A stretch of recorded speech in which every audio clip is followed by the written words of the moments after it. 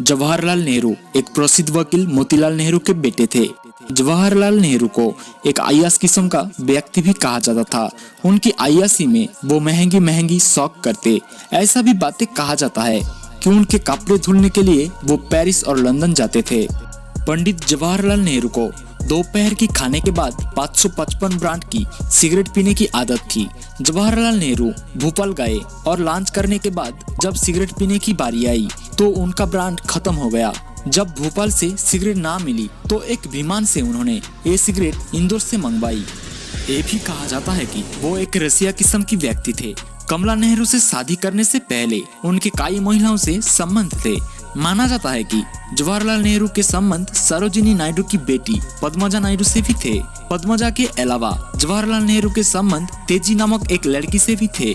बनारस के एक सन्यासिनी के साथ नेहरू के अंतरंग संबंध थे। इसी सन्यासिनी से उन्हें एक लड़का भी हुआ जिसे बाद में उन्होंने स्वीकारने से मना कर दिया। इन सब का अलावा उनका संबंध वाइसरॉय लुईस माउंटबेटन की पत्नी एडविना माउंटबेटन से भी था। नेहरू इन महिलाओं को प्रभावित करने में इतने व्यस्त थे कि भारत के प्रति अपनी जिम्मेदारी को भी नजरअंदाज कर दिया गया। जवाहरलाल नेहरू को कश्मीर की रियासत को भारत में मिलाने का जिम्मा सौंपा गया। इस जिम्मेदारी को उन्होंने अच्छी तरह नहीं निभाया। आज हमारे देश के सामने जो परेशानियां खड़ी है उनमें से अधिकांश पंडित जवाहरलाल नेहरू के समय के ही है। 1950 में नेहरू ने भारत का कोको द्वीप म्यांमार को मुफ्त में दे दिया था, जो कोलकाता से महज 900 किलोमीटर दूर था।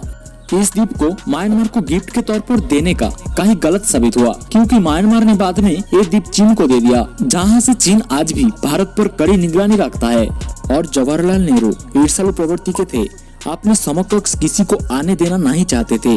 उन्होंने इसी ईर्ष्या के चलते सुभाष चंद्र बोस के परिवार की 20 साल तक जासूसी करवाई थी। डॉक्टर भीमराव अंबेडकर से भी उनकी नहीं बनती थी, क्योंकि उस जमाने में डॉक्टर अंबेडकर सबसे अधिक पढ़े लिखे थे।